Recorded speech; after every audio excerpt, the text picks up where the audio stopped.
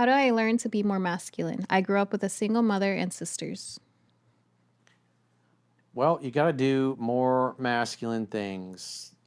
A big thing that will radically change the way you feel about yourself is pushing some weights around and doing some cardio. That'll make you feel better, more mentally sharper. I've just noticed that, over the years, because I'm 54 now and I've been doing weight training off and on my whole life. And obviously, I'm not a big, huge, bulky guy. I'm fit and in decent shape. And I noticed it like after 3 or 4 weeks, maybe a month of not pushing any weights around. I notice I don't get as many looks. Women don't notice me as much. There's something and especially younger women, like women early 20s, I see checking me out a lot when I'm working out consistently. And then when 3 or 4 weeks when I stop and I take time off, usually especially like during the holidays or whatever, it's like I become invisible. They don't even notice me. They don't even look my way anymore. And so that's Damn. something that is you can definitely notice. I don't know what it is. There's some kind of invisible energy that's given off when you're pushing weights around and you're eating healthy and you're doing cardio because you're communicating to your body, your organism, that you have intention to live. Because anything in nature, when it stops growing, what happens? It dies and it gets eliminated.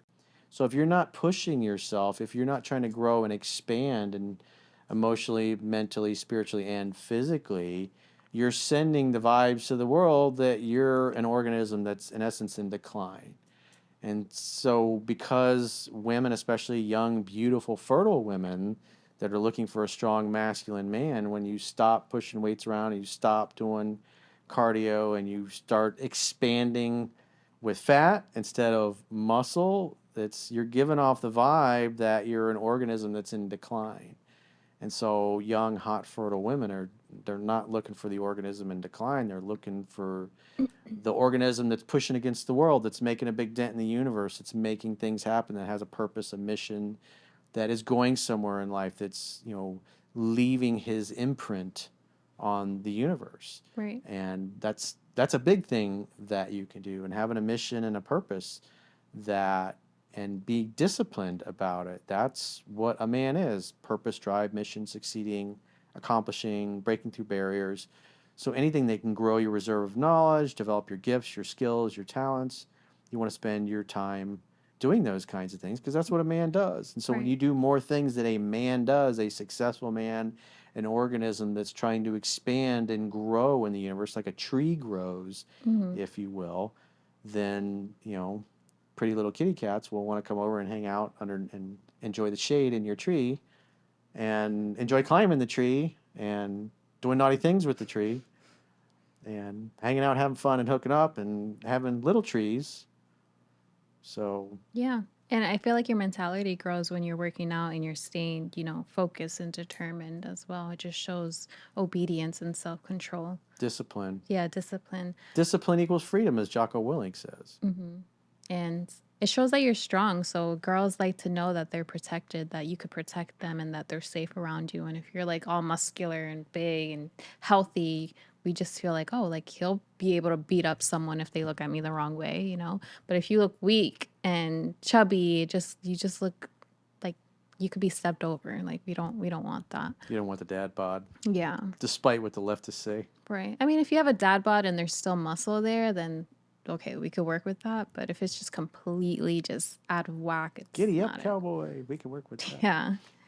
But it's funny because I don't think this really has to deal with any of the question, but I did go rock climbing about 2 weeks ago and I was so humbled. I thought it would be easy. I thought it would be just, you just climb on up and then go back down. But no, I realized that I'm actually more girly than I really thought because I had nails. So I'm just like trying to get up there. I'm like, no, I don't want to break a nail. I'm like looking at these other girls here who are like built. They have their like Tom Raider outfits with like cargo green pants. And I'm here with like my tight pink gym outfit. I'm trying to get up there and I can't, my arm strength is not doing it for me. I'm just like, oh my gosh. And then I have You these got the guys. yoga girl outfit going, Yeah, I'm just like, oh the my gosh. Lululemon yoga pants. I looked so like Miami girl, like 100%. And then the guys were trying to help me, and I thought it was so I bet. attractive. I'm like, they look all strong, and they're just pushing me up. They're grabbing the rope, and you see their muscles. I'm like, wow, It looks like a man right now with a little weak girl on the rock climbing thing. So if you The guys, little flabby Colombian. yeah, I'm just like, oh my gosh, this is so embarrassing. Like it's humbling. But maybe you could try that. You could try doing rock climbing or join a team, like a soccer team, basketball team. I don't know how old you are, but you could join one of those things where Buy a good pistol and rifle or red the dots. gun Train range, yeah. train with a pistol rifle. Go train with somebody like my friend John the Mocha Bear, John Dufresne from kineticconsulting.net. Yeah. And do masculine, manly things. Learn to become fast and lethal with the pistol and rifle. And I'll tell you one thing, you want to know about how to be more masculine and what turns on a girl, take a girl on a date to the gun range and let her shoot your 5.56 rifle and hear the recoil and feel the power. It turns women on. Same thing with Right. a pistol. It brings a smile to her face. And Mm. whatever you make a woman feel when she's with you is what she's going to associate with being with you. Yeah. So you take her to a gun range and you let her touch your guns and shoot your guns. She You might could just, show her how to do it yeah, too. show her how to do it. There's a lot of touching that will happen there because you want to make sure she's handling and holding the pistol right. And so it facilitates maybe even some little kissy poo Hmm. and your little stall there. Obviously, make sure your rifle and your pistol is pointed down range when you do that and not at her or each other because you start doing a little kissy poo or whatever, or maybe you should lay it down and before you do that and then a little kissy poo if you get a little close like that and then kissy poo and guns, and then afterwards she's excited, you're excited, and then then you can take her back to your place and give her the big gun, 21 gun salute, The ka-chow, ka-chow, the chow, ka like the Lightning McQueen ka-chow. the old Um, Batman. I actually someone took me on. This was like years ago. A guy actually took me for the first day of like meeting him and stuff to a gun range, and I'm terrified of guns. I don't like it. I think it's dangerous, scary, loud. But I can tell you, I was really impressed with how he was using them, and he had me use the shotgun. I was terrified, and that thing flew up. That's got a lot of kick to it. I didn't know, and he didn't really show me the right way, and it Oh flew up. shit, he sounds like an amateur. Yeah, so then the worker helped me, and I was more attracted to the worker. Oh, he Yeah, was not competent with his gun. yeah, So the gun show was not a very good, even though he took her to the gun range, he was right. not prepared. He did not make her feel safe and comfortable. Mm, But of course, the range safety officer came over and he knew how to handle a weapon. right. And instead of her being excited about the date, she started fantasizing about the guy at the gun range. Yeah, don't let that happen to you. How isn't that interesting? Go in prepared for sure. Yes. Yeah, that's disappointing. Yeah, it was pretty funny. Did you get that guy's number? The range guy? No, I didn't. No. That would be disrespectful. Yeah. But You're like, you should have. that guy didn't get a second date, did he? Or did?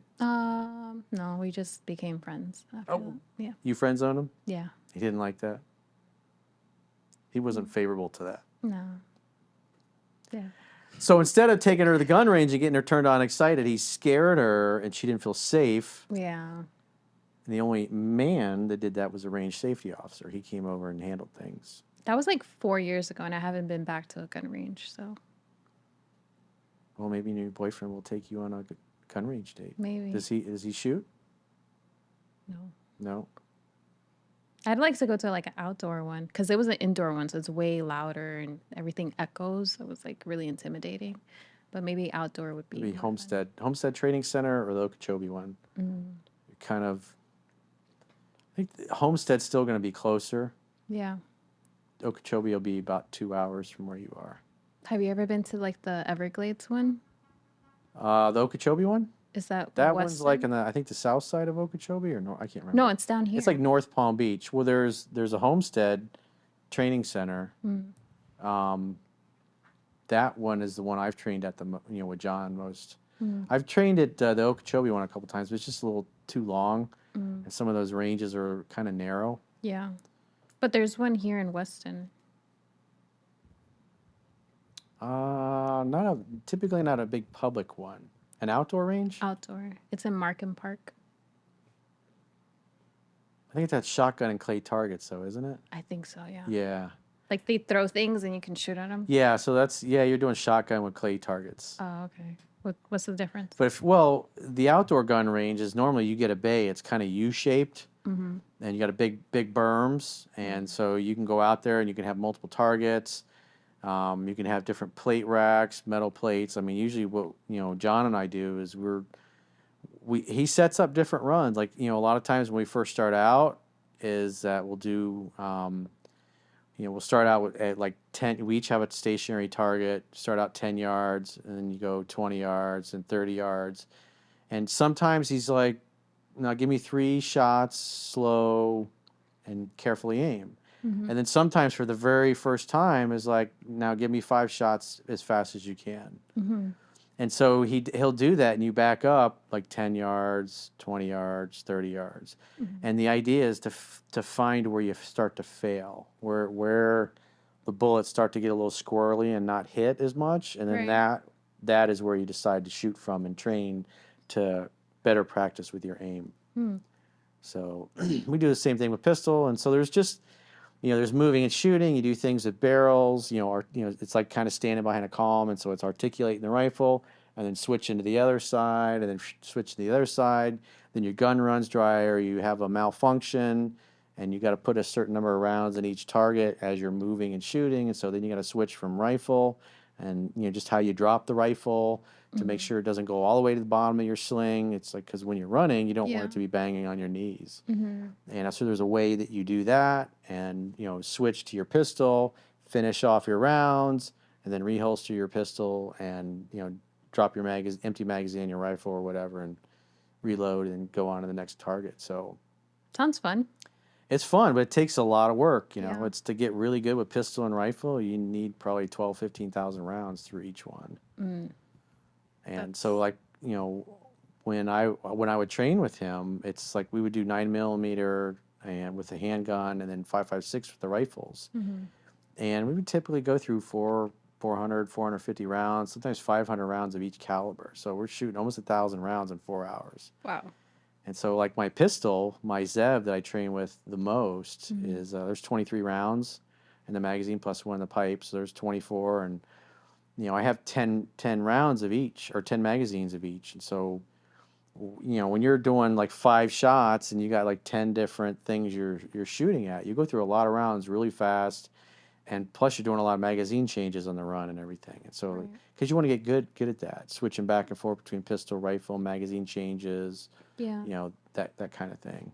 And then with rifle, when you go through, because the magazines are 30 rounds, and when you're shooting suppressed, it's you go through 3 magazines, it's 90 rounds really quick. Mm-hmm. And it's like at that point, 3 magazines of 30 rounds, it's like the gun's so hot, you got to put it down, because the barrels, even with the heat proof wrap that's on it, it's like it's giving off so much heat Yeah. that you got to put it down, and then just do pistol. But even then, because we shoot so many damn rounds, when you go through 10 magazines at 23 rounds a piece, it's like the gun's pretty hot. You got to set it down. Right. It's too hot to hold at that point. Yeah.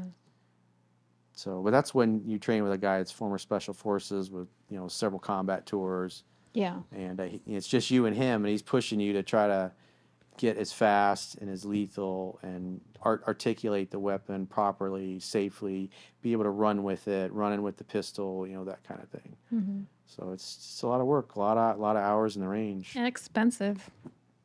Yeah, definitely, because it's a lot per hour to pay somebody like that. Plus you got range fees. Plus you got all the ammunition you go through. Mm-hmm. Because Yeah. then you're shooting 1,000 rounds in a day. Total. That's a lot. That's a lot. That adds up. You do that a couple times a week. It's like a big cash register. Plus everything's expensive. Right. Or just do BB guns. It's more fun shooting Yeah. a real rifle. Yeah. Especially lasers on it, you get in night vision, all that stuff, doing CQB, shoot house, all those fun things. Mm. Force on force training, Right. which is actual, that's as close as you're going to get to a real world gunfight, Mm-hmm. where you're shooting training rounds at each other. Yeah. They had those things, but with BB guns. They have Yeah, they like have the airsoft yeah, that that they do in some places, like those little, I guess, plastic pellets or plastic BBs that they are. right, and they have like a course that you can like run around and stuff. I've always wanted to try that, but I'm scared.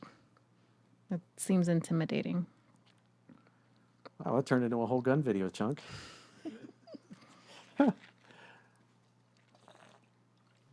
Oh, because the guy was like, we were talking about masculine Yeah. things to do, but then we started talking about guns. But that was interesting how the guy wasn't very masculine at the gun range and he lost interest in him Hmm. because he didn't know how to handle the gun safely. Yeah, I could have hurt somebody with the shotgun. Yep. It literally flew up to the ceiling. It didn't shoot at the ceiling, but even the ranger was like, oh, like, Yeah, that tells me he's a dumbass. He doesn't know what he's doing. yeah, he's like, you definitely didn't, you shouldn't, this is way too He just heavy for handed you a you. live shotgun. He's like, hey, go ahead, shoot. Yeah, he put it on me and then he said, go like this and then go ahead. But the ranger said someone had to hold my arm because it's way too heavy for Yeah. me. Yeah, that's one of the things that Joe Biden was like, oh, just get, for the women, oh, just get yourself a good shotgun. I was like, what a fucking moron. He doesn't know the first thing about Yeah, weapons. those things. Telling little tiny petite women like you, yeah, a shotgun's perfect for home defense. He Right. has no fucking clue what Can't he's you like talking about. dislocate your arm too with the Well, power? if you don't have the stock resting and then it shoots back and hits you, yeah, it can mess your shoulder up. Yeah. But it's like, that's the thing about when people talk about guns is most politicians, most presidents, it's 99% of the people in general, when they talk about firearms, they have no fucking clue what they're talking about. Absolutely zero. And especially the people that are writing the laws, they have no Hmm. idea. Or they've never even handled one to know. Exactly, but they're the ones writing the laws. Right.